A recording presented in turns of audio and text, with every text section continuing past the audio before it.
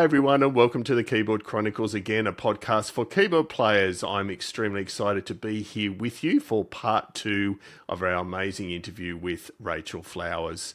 As you heard in part 1, we covered a whole range of territory and we don't stop with part 2. We're going to cover such an amazing array of artists and recordings.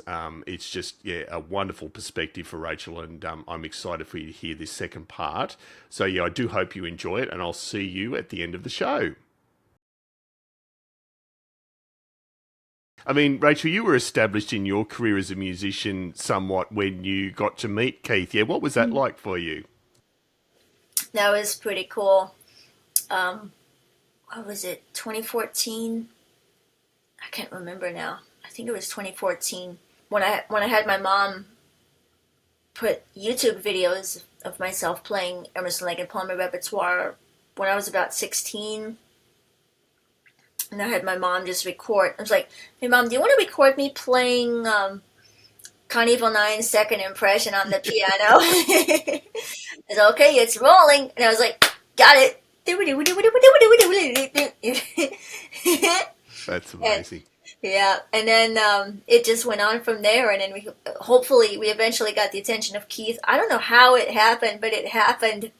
And so, being able to meet Keith Emerson at the NAMM show was pretty cool, but also chatted for a brief time. He was conducting with an orchestra. He had a symphony orchestra, and after the show, we started chatting about jazz singers. And this was before I really got interested in traditional jazz singing. Right. Yeah, because I was really into the current singers like Esperanza Spalding and Gretchen Parlato. Those are my two favorite current women singers. So I wasn't ready for Sarah Vaughan and the operatic vibrato. Like now I'm just... It just feels natural. Like, that stuff is a lot of fun.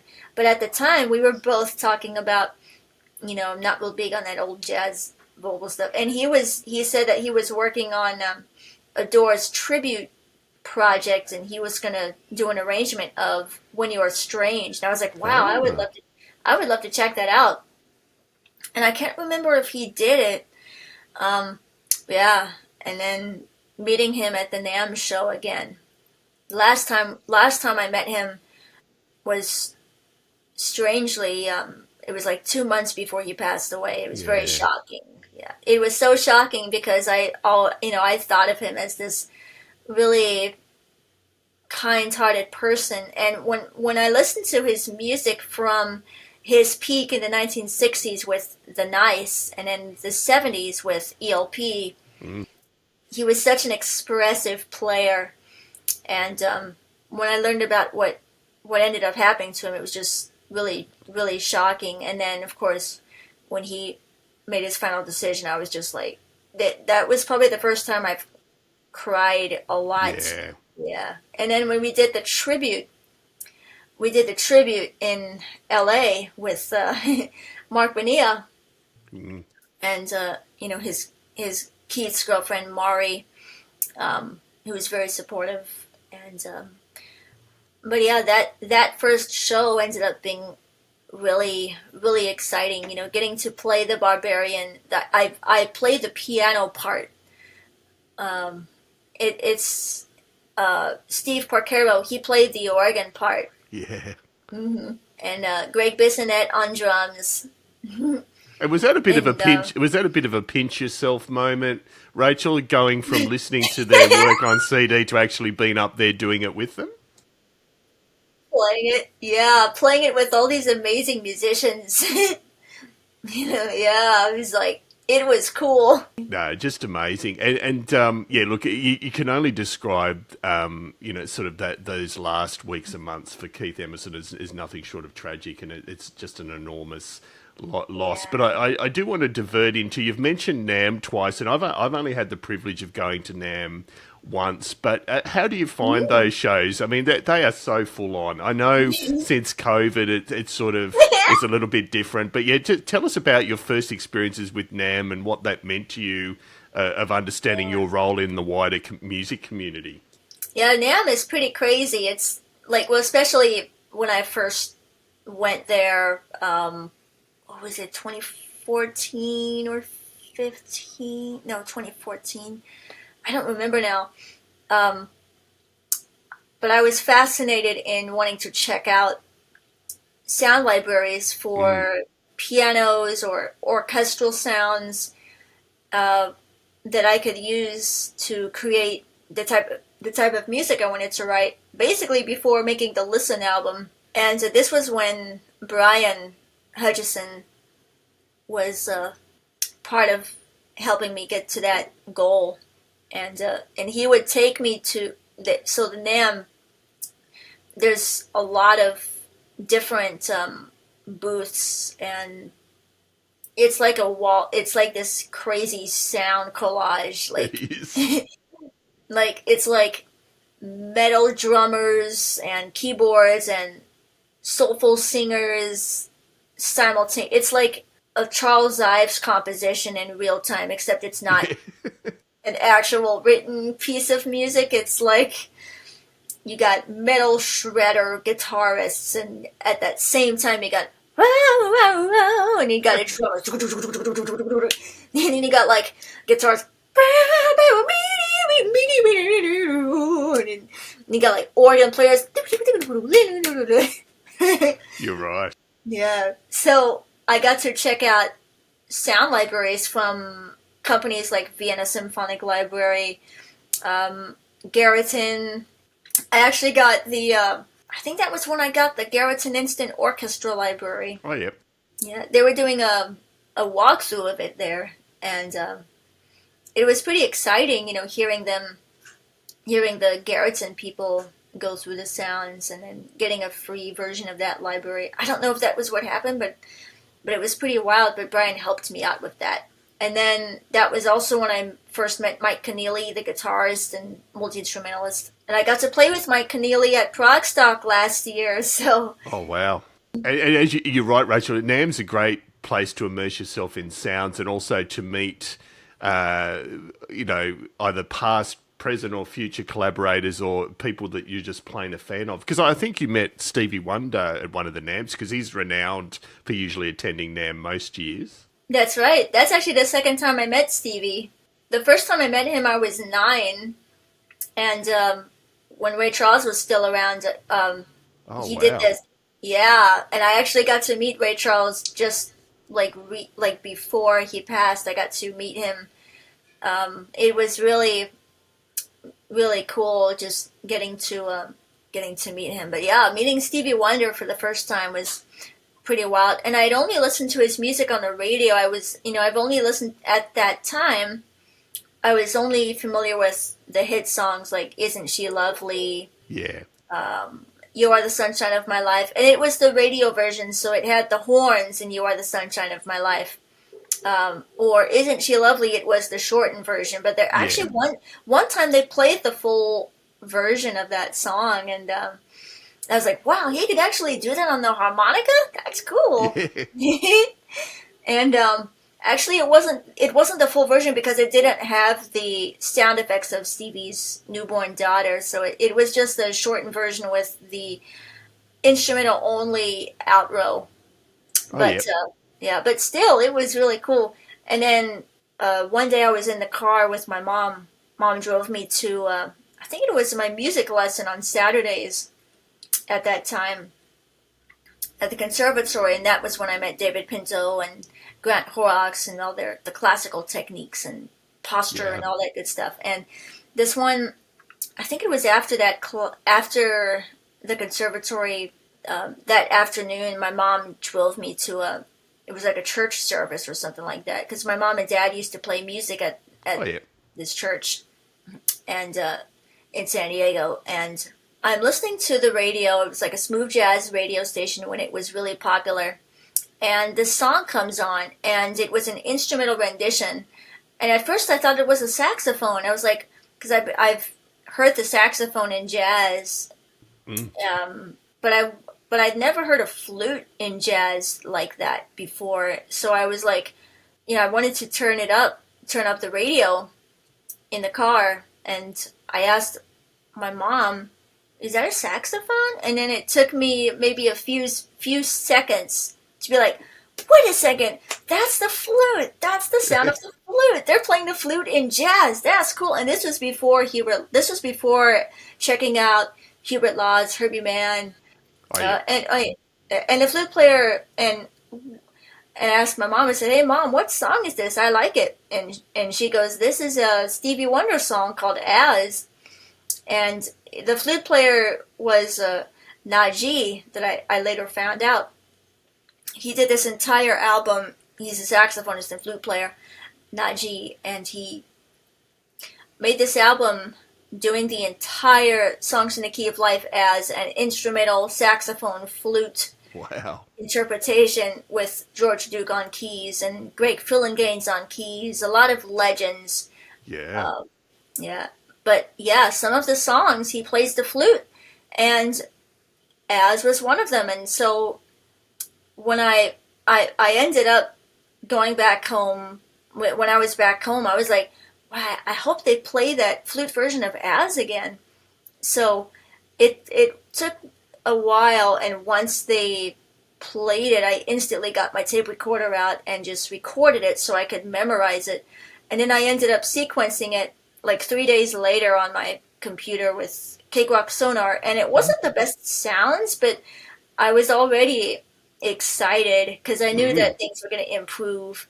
But it was just really cool. So then when I met Stevie, that was kind of all I knew of the song was this flute rendition. But I was very shy to talk. So Yeah. but I still remember the dialogue, and David Pin actually recorded on a cassette tape recorder. But I'm a little nervous about that now. But you know, David Pinto, he's like, she sequenced something in my class one day without letting me know it. She played it back for me, and it was As. And then Stevie's like, "Oh, really? Yes, she did As. Are you recording now?" I was like, "Yeah." I was very shy. And he sings the first verse like, "As around the sun the earth knows she's revolving, and the rosebuds know to bloom in early May. Just as hate knows love's the cure, you can rest your mind assured that I'll be loving you always. I love you." That's amazing. Yeah. And then my dad played me the entire Songs in the Key of Life on vinyl, and that was when I was introduced to players like Herbie Hancock, because he played on that track, that incredible bluesy, jazzy piano riffing. That's Herbie. And Just amazing. yeah, and that whole album is just, and you know, listening to Songs in the Key of Life for the first time on vinyl with my dad, this was when I was listening to R&B on the radio, and it was the current stuff like Yeah. Usher, Justin Timberlake, Beyonce, what else?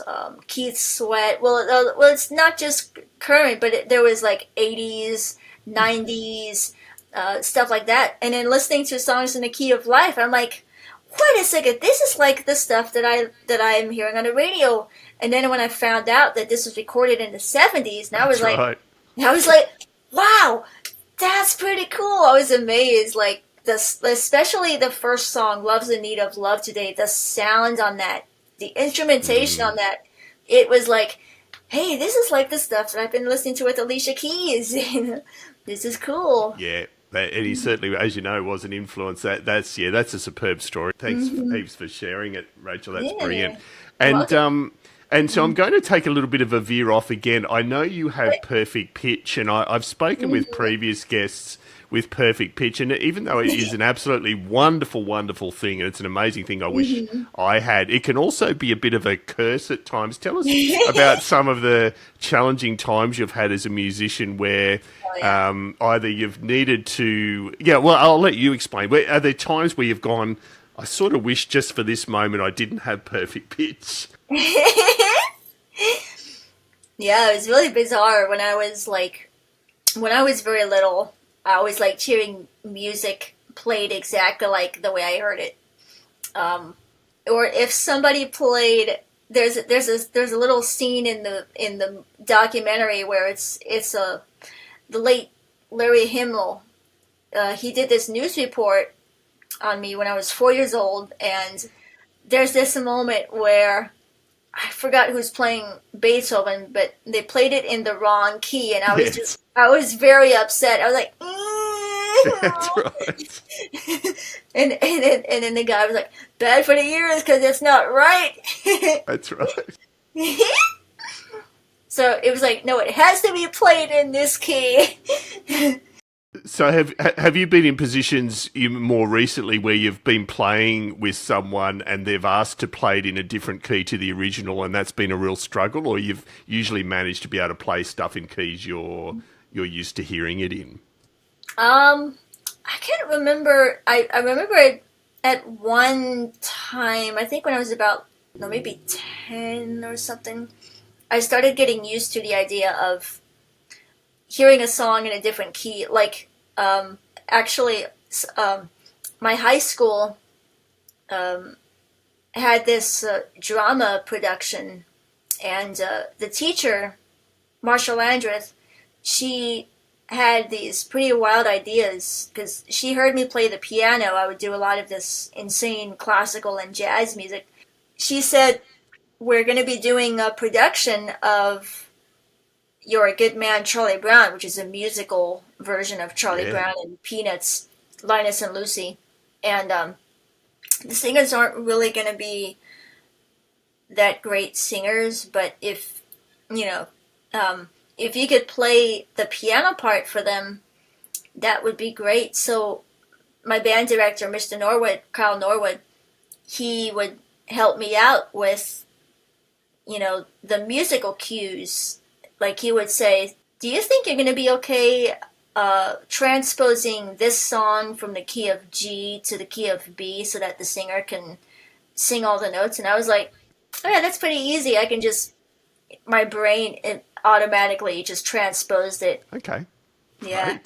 Great. Yeah, well, that would offset a lot of the downside of perfect pitch. That's brilliant. Yeah, and then another thing was listening to ELP do Carnival 9 live, because the original key was a lot higher than when he did it on stage. For Greg Lake to sing in that range for such a long period of time, I could imagine, Yeah. you know, and for Keith, you know, Keith was one of those people who was like, no, it's got to be in this key, Yes. instead of being really open-minded about it. And I think Greg Lake, I feel like Greg Lake isn't really given the credit that he deserves.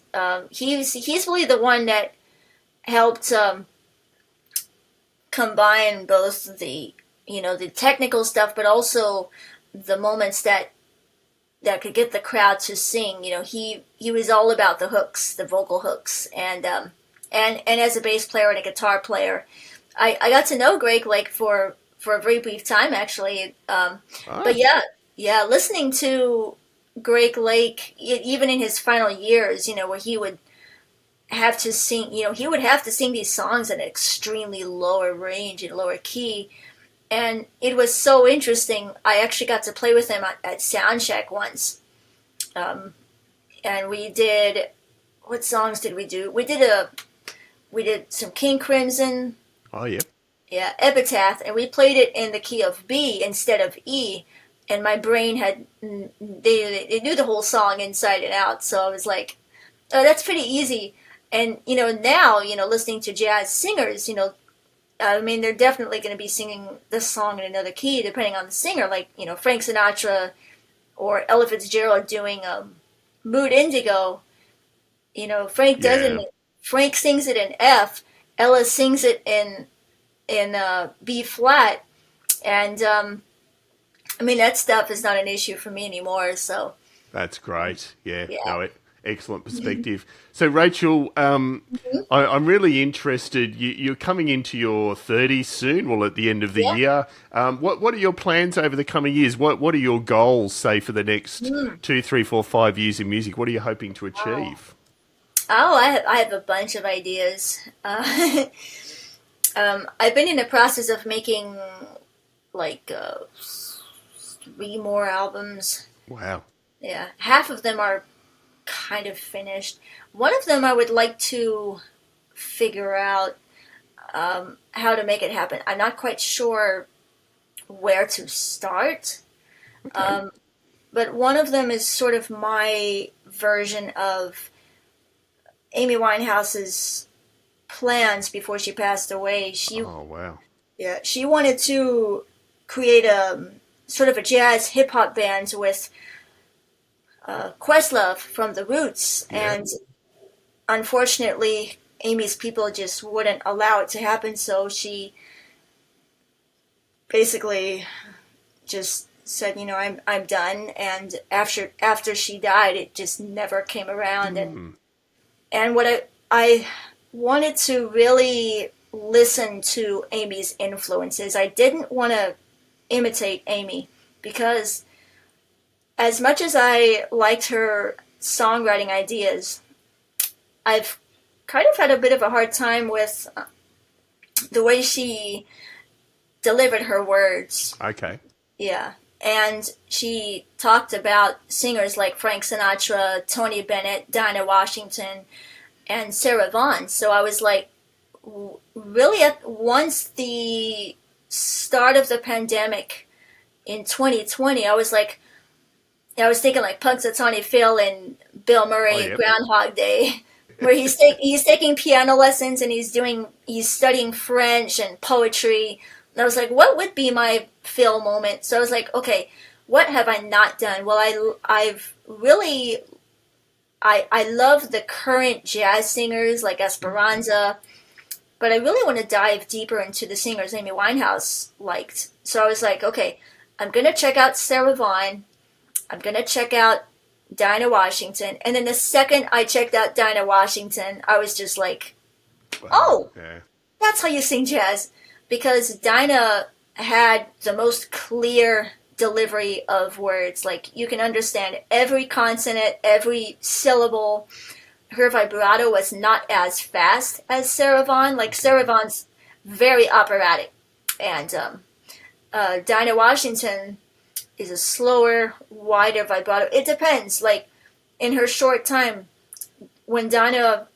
She was like one of the first singers to take a jazz song and take it to a gospel bluesy world. Basically, before Aretha Franklin and Etta James, all those soul singers wouldn't happen without Dinah Washington's music. So once I started composing songs for this album idea, which actually started last year, I had this dream where Amy Winehouse got to achieve the supergroup with Questlove, and the music was incredible. And in the dream, I was just hearing little snippets of songs. And what was weird is, in the dream, she actually sang as clear as Dinah Washington. So I was just like, yeah. And so I was just like, okay, I'm going to start recording all these songs that I've got so far. And I'm kind of midway through it, but I would really like to find some way to hopefully, I don't know how. On SoundCloud, I covered the song Halftime, which is from the posthumous Winehouse recording album, where after Amy passed away, her producer stepped up and said, okay, I'm going to contact Questlove, and we're going to kind of make this thing happen, even though she wasn't going to be able to hear it, which is just really tragic. And so I would really like to find some way to ask, Questlove, I want to find some answers from him. What music did Amy want to do with him? Because I feel like I've memorized a couple excerpts of Questlove talking about it. I'm a little nervous. I don't know if I want to recite the whole thing. I mean, I have the whole thing memorized, but I'm not really sure if I want to recite the whole thing. No, that's okay. And I'd like to think we can help with that, Rachel. So once we release this episode, we'll via the power of social media, we'll see what we can do to reach out. Yeah. And my favorite thing about Questlove's drumming is he's metronomic. He doesn't play fills. Like, a lot of drummers and it depends on the style, but the kind of drum sound that I'm going for is, are you familiar with the artist D'Angelo? Not broadly, no. So do describe. Yeah, so D'Angelo is this neo soul. Well, he's considered neo soul.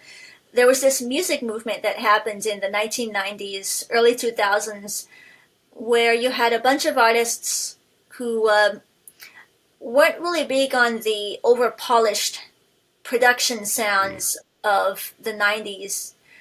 And so they wanted to create music that sort of had a throwback to their childhood, their music from the 1970s, where it was all about lyrics that really expressed so much more than just, I need you and you drive me crazy, you know. But to have lyrics that are actually very personal. And you had artists like Tony, who they were this ensemble of like three people, or I can't remember. It was like a family, really. Okay. And they took cues from, what they really did is they adapted a lot of the techniques from bands from the 1970s, like Sly and the Family Stone, Earth, Wind and Fire, Tower of Power, Stylistics, all that fun soul music. And then you had people like Erykah Badu and D'Angelo, who really brought more of a jazz sound to their compositions. And with D'Angelo and Erykah Badu, some of my favorite songs feature Questlove on drums. And there's an Erykah Badu song called Green Eyes. And that song, it's one of my favorite songs of... It's like traveling through time. So it's in three sections. The first section is kind of a 1930s style bluesy, kind of I'm thinking like a Bessie Smith kind of a thing. And then part two is, it's like a waltz time 6/8, and Questlove plays this really cool, very light brush, jazzy drum groove. And then part three, the drum sound that Questlove plays, it's I love it. Great. Yeah.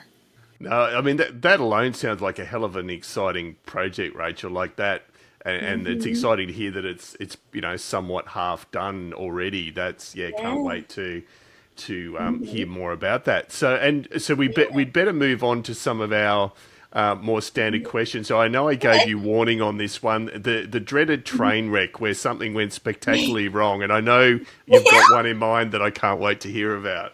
Mm-hmm. Yeah, it was really bizarre. So I've been doing a lot of jazz piano stuff with my jazz drummer Paul Tavener. We play music together all the time. I was at my high school band concert, and it was originally going to be a trio with Paul on the drums, myself on piano, and a bass player. And the bass player wasn't there. He didn't show up. I can't remember, but the piano, because I'm so used to playing on a piano that's fully worked and the sound is even. And this piano, it sounded like it was at a closed door, completely muffled, no energy. It was like I had to pound my way through, and it sounded all dead. It was like... Instead of... It was like... It was weird. Yeah. I was like, oh man. I was so bummed out. Quite often we hear stories about digital gear going wrong, but it just shows you the original analog gear can just go just as wrong. So that's a great one, Rachel. Thank you. Yeah. And the other pre-warning one we gave you was the 5 desert island discs. So if you had to name 5 albums to take with you to a desert island, what would they be? Does it matter on instrumentation? No, whatever you like. Okay. And it's pretty tricky because there are so many recordings that I love from these artists. Yeah. A live one by Phish. Oh, yep. Yeah. For the guitar, improvs, the jams, the hard rock meets funk meets experimentations, the musicianship. That was like early 90s. Yeah. That stuff is just fun. If you're not familiar with the music of Phish, I would say a good place to start for the live stuff would be a live one. It's just my favorite recording. That's number 5. For number 4, Ella Fitzgerald and Duke Ellington at Duke's Place. Nice. Yeah, and it's just really, really nice. It's swing. It's Duke Ellington and his orchestra with Ella Fitzgerald on vocals. The sound is the orchestration. I mean, they were a team. They were. It's really magical. So that's number 4. For number 3, Tarkus by Emerson, Lake and Palmer. Oh wow! Yep, great. With the Hammond organ and the vocals by Greg Lake and the guitar. The original mix, not the Steven Wilson remix, but the original mix, because you got the epic, and then it's like, okay, we did the epic, now let's just do some short songs, and let's just have some fun. Do some ragtime. Let's do some honky tonk. Let's do some church hymn style stuff. Let's do some kind of a Little Richard, Jerry Lee Lewis shout out at the end. Exactly. Yeah, that stuff is fun. For number 2, Elton John and Ray Cooper, Live from Moscow, 1979. Wow, now that's a great pick. Yeah. Excellent. That was just released recently. It's really cool because as a piano player who loves to learn from all kinds, because jazz piano, it's all about space and complex harmonies. But then if I'm by myself and I want to perform my compositions, sometimes I find myself just not playing the pulse. And so listening to this Elton John recording, he's basically a rhythm ensemble on the piano. He's playing a pulse. And so listening to this recording, it just showed me a lot about, you could actually be the backing band yourself and play the rhythms. And there's just something about playing songs that you've heard all your life with just guitars and strings and horns, and then you get to hear it just piano and voice and percussion, and it's just really cool stuff. No, great perspective. And then the dreaded number 1, Rachel, who are you going to go with? John Coltrane, A Love Supreme. Oh, there you go. Superb. Yeah. It's like some really, really cool modal jazz, like McCoy Tyner's piano, his harmonies, the way that he and John Coltrane, the two of them harmonically, even if they went outside of the box, they could start in one key, and then they would kind of wander to wherever direction they're going. It's like the Phish stuff, you're like, that's right. Let's start here. Now let's just see what happens, and let's go to this place, and I don't know where we're going, but if you follow me, I'm right there, and then hopefully we're going to get back home musically, and then they go back home musically, and that's what I love about the Phish stuff. That's what I love about John Coltrane's A Love Supreme, is they demonstrate that in so many different ways. And another good version that I love of that A Love Supreme suite is Branford Marsalis and his quartet from the Footsteps of Our Fathers album. And that's a cool recording because they're not playing it exactly like the record, but they are taking cues from it, structure, instrumentation. It's the same thing. tenor saxophone, piano, bass, and drums. But they're doing their own improvs. It's a much more contemporary harmonic version, but it's still grounded in keeping the tradition of the Coltrane quartet's original. Another crazy version is the live one that Coltrane did in France. There was like a radio broadcast. What I have is I think it's the deluxe edition. So you have the studio album, and then you have the live concert, and it's crazy because that was like a year later, and Coltrane's sound had evolved. He really delved into very out there, like he was ahead of his time. You know, he was very open to avant-garde and stuff like that. And then you get to another fun version is the Turtle Island String Quartet. They did this pretty wild string version. Like the first movement is really, it's an orchestral treatment of Coltrane's actual saxophone solo. So they took Coltrane's saxophone solo and they reharmonized it. Wow. As a string ensemble. It's pretty wild stuff. See that now? That's knowledge of what one album. That's a brilliant pick, Rachel, and it just shows you a breadth of knowledge as well, which is amazing. And so our last question is what we call our quick fire 10, Rachel. So this is where we ask for short and sharp answers for 10 sub parts of the question. So the first one is the first keyboard you ever owned. The Nord Electro 4D. Oh yeah, lovely piece of gear. Yeah.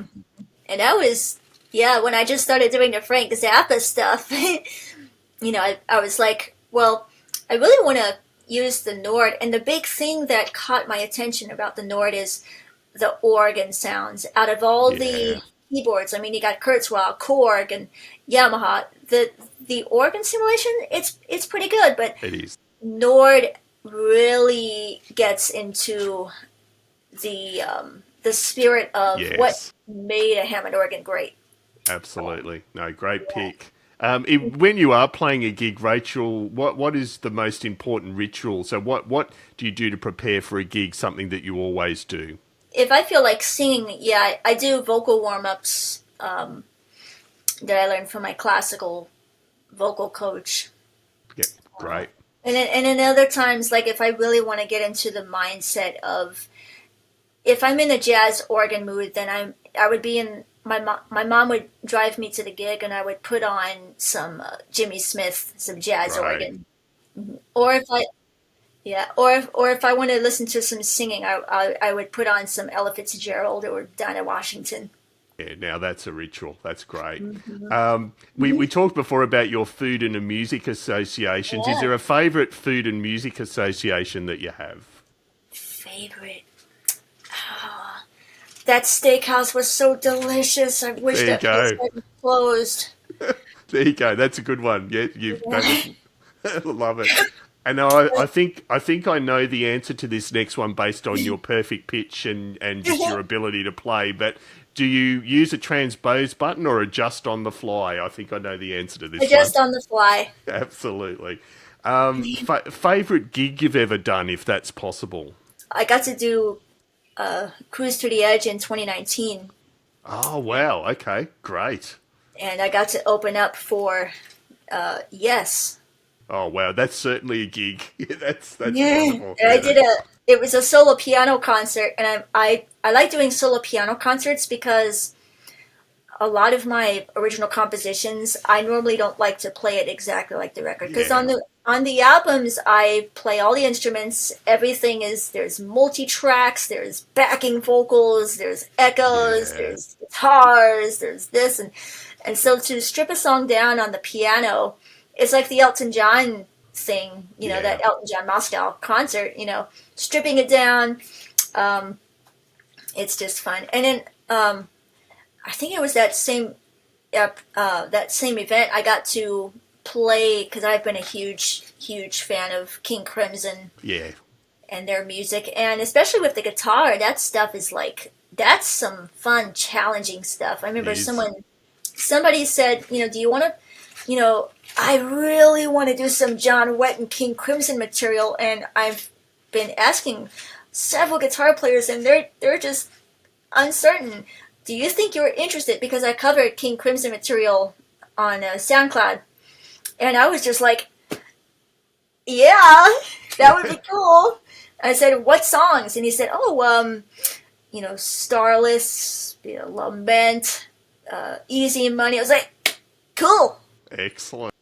Yeah. So then I would teach myself how to play the chords, and I would study the studio versions, the live versions, the different renditions from that same time period, and I would strip it down into tiny little pieces. I'd be like, okay, the hands are doing a reverse thing. It's like, I'm just playing this chord, I'm going to play that chord, then I'm going to move this hand here, I'm going to move that finger here, and it's just this, and it's like,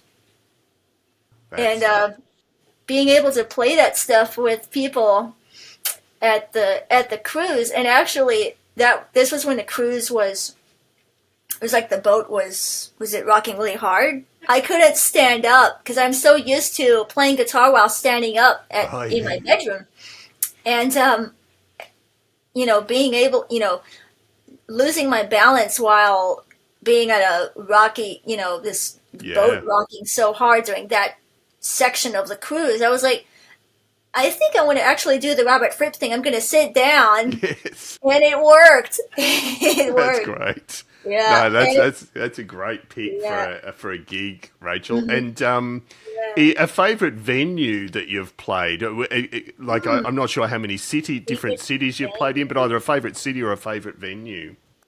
Progstock. It's now going to be at a new venue, but the early venue that I played, where I got to perform with so many musicians like Joe Dennison from Stratus Furious. We got to perform a really wild rendition of Chick Corea's Spain in his honor. He's in Kansas. Wow. He's in Kansas now. The band Kansas. Yeah, well, that's true. Two of our friends are officially in the band Kansas now. So Tom Brislin and Joe Dennison.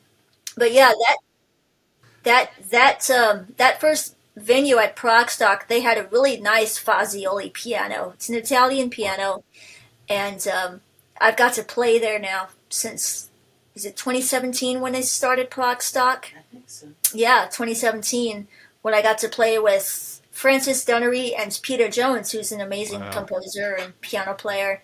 And I think that was my favorite venue. Yeah. No, that's another good pick. And, Tom Brislin is a great guy. We had the privilege of having Tom on probably nearly 2 years ago on the show. And just, what a great guy. And I'm so thrilled for him, the success he's having in Kansas. Oh, yeah. It's great. It's exciting. It is very much so. I like the song The River Sang from Kansas, that the latest album, that one of Tom's songs. Yes. Mm-hmm. Yeah, no, amazing. Yeah. The best thing about playing live, Rachel? Hearing the energy of the audience and just the energy of the room. And I think the fun part about playing live, especially if I'm in the mood to improvise something on the spot, normally I would encourage the audience to make phone recordings of the improvs, just in case, because I might forget it. So I'll be like, I'm gonna do some improv. So if you want to record it, and that way I won't forget it, that would be cool. So, and there's actually some YouTube videos of live improvs that I've done at the piano. There's one that I did at the Hammond organ. It's just a lot because I love composing on the spot, and that's something that I've learned from listening to Phish and the group improvisation, as well as Keith Jarrett's solo piano improv concerts, where he sits down at the piano and he's just creating an idea. And of course, the vocal stuff, I don't do that vocal stuff. If I'm singing, it's kind of operatic. Whoa, it's very different, but it's just a lot of fun improvising on the spot. and having the audience just hearing them, and or even if someone says, play Endless Enigma, and I'd be like, okay, I'll play the fugue part. That'll be quick. That's right. No, that's great. I mean, you're right. The energy, that's what it's about. And then if it's possible to pick anything, Rachel, the worst thing about playing live. I think the challenge is if I'm singing and I'm not used to having my voice sound very distant. Oh, yeah. And I kind of lose my pitch sometimes. Yeah. Because like in the studio, it's completely dry. That's right. I got my microphone. Oh, and another thing is because when I record vocals, I have a compressor with a limiter, so that allows me to sing as loud as I want with my high notes, and it doesn't blow up. Yeah. It does. So when I'm on stage, that's one of the fears if I'm gonna sing like, and if the sound is distorted, it's like, gotcha. whoa. Yeah, that's right. No, that's a good one. I like that. Yeah. And another one that's not easy, but name one thing you'd like to see invented to make your life as a keyboard player easier. I think one thing I would really like for keyboards in the future would be being able to actually have drum samples on the keyboard. Because most keyboards now, like keyboards when I was very little that had the worst drum sounds. Yeah. Even when I was 5 years old, I'm like, I couldn't verbalize it, but I was like, that does not sound like a Vinnie Colaiuta drum. Because I was really into. My mom would play Sting albums, Ten Summoners Tales in particular. So I would listen to Vinnie Colaiuta's drumming on that and his drum patterns, and I would imitate them on the keyboard. And I would play on these synthesizers, and the drum sounds would be terrible. I'm like, there's no ride cymbal. No. And then, now we got these killer sound libraries, which still, for what I'm using now, they're not accessible. No. I'm hoping once I'm using Logic Pro and I have a control surface that my friend Matthew Whitaker, he's a keyboard player, and he's also a blind user, and he's able to navigate those sounds. Oh, good. Okay. But I would like for keyboards like Nord or Korg, like the keyboards that are very piano driven. Yeah. I would really like for them to put incredible drum samples, because if I'm going to do drum sounds for now, I got to open up my computer, That's right. Yeah. And it's like, well, I really wish that there were drum sounds built in on a keyboard because the Yamaha that I used when I did the really early Frank Zappa covers, that keyboard had plenty of drum sounds already right there. Okay. Yeah. But yeah, I would definitely. There you go. You've picked one. No, good job. And then the very last one is your favourite non-musical activity or hobby. Is there something you like to do outside of music that keeps you sane? Anything in particular? I don't know. I haven't really done it in a while. Bowling. Oh, yeah, great. Okay. The sound of the ball and the Yeah, it is very satisfying. And the feel. I miss that. It's been a while since I've done that. Yeah, it's I love it. That was a lot of fun, just being there and hearing the sounds of the ball and the pens and exactly. Yeah. No, great pick. Rachel, I cannot thank you enough. We've come up to nearly 2 hours, and it doesn't feel like we've scratched the surface. Can't thank you enough for your time. It's absolutely a privilege to speak with you. I know a lot of us are excited to hear what's coming up in the future, and even the Amy Winehouse project alone shows how innovative you can be. So we're very excited, and we'll definitely keep in touch. And again, Thanks. Can't thank you enough for your time. Yeah, this was a lot of fun. And there we have it. I hope you enjoyed the two parts of that interview with Rachel. One of the reasons I do this show is to have my mind stretched and my knowledge stretched on keyboards, because I am far from an expert. And Rachel has certainly achieved that. The depth of Rachel's knowledge on both, technically and across music genres just blew my mind. It was such a pleasure to speak with her, and Rachel and I have agreed that there'll probably down the track be a part 3, 4, and who knows how many parts. Just what an amazing musician. So yeah, huge thanks to you, Rachel, and to Rachel's mum, Jenny, for facilitating that interview. It's just so hugely appreciated. Now I'd like to do a quick shout out to our gold and silver supporters. Firstly, to Brother Paul Brown from the Waterboys. Brother Paul, couldn't do it without you. Brother Paul's still out and about and touring regularly and kicking butt, so always appreciate his support. Same goes for Tammy Catcher at Tammy's Musical Stew. Tammy, can't thank you enough for your ongoing support. It does mean a lot. We also have Midnight Mastering. Do Google midnightmastering.com if you're creating your own music and want some great mixing and mastering services. Mike is brilliant at it. He's reasonably priced and he can do it all online for you. So again, highly recommended. And then we have the musicplayer.com forums. We talk about them all the time, and rightfully so. There's been a lot of new people joining the forums recently, hopefully partly because of our shout outs, but whatever it is, we're pleased to see musicplayer.com going from strength to strength. If you like talking keyboards in a more relaxed environment, without the frenzy of social media, then the musicplayer.com forums are the place to do it. So yeah, thanks to Dave and the team there. And last but not least, the Radio Grande YouTube channel. Great funk reimaginings of some iconic songs. Do check them out if you just want a bit of ear candy, with substance, of course, but ear candy. Highly recommend Radio Grande. So again, can't thank you enough for joining us as well. You can always keep in touch with us by a range of means, via our Facebook page, The Keyboard Chronicles. We're, believe it or not, on TikTok and LinkedIn if you search for The Keyboard Chronicles. We're on Instagram, same deal, Keyboard Chronicles, and on Twitter as the Keyboard CHR1. But again, if you search on Twitter, you'll find us. And good old-fashioned email is editor@keyboardchronicles.com.